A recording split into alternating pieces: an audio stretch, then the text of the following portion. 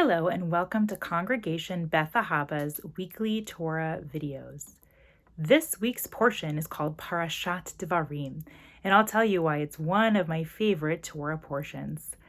This is in fact the first portion in the book of Deuteronomy, which interestingly is not a straightforward story as in some of the previous books in the Torah.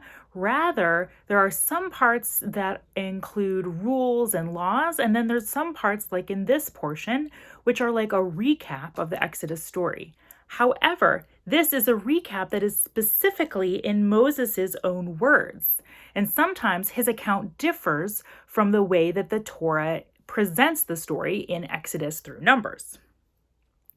So, for example, in verse 37, Moses says that it was because of the Israelites that God got mad at Moses and told him that he could not enter the promised land. What can we learn from this?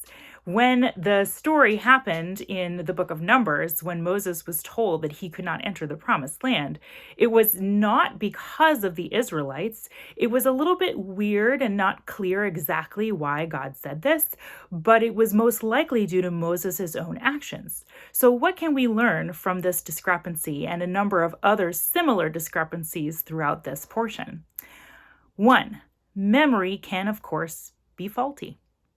2. Framing and agenda can definitely affect how information is presented, and even the most humble man, aka Moses, got frustrated, and it affected his life, it affected his choices, and it affected how he presented this information to the Israelites. So I think that one of the lessons we can learn is to pause and evaluate what people are telling us, even when they're reliable, especially if it appears that they're very emotional or frustrated when they're telling us something.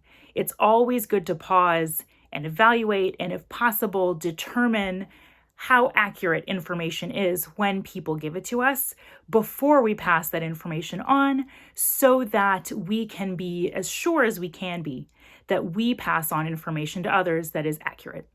Shabbat Shalom.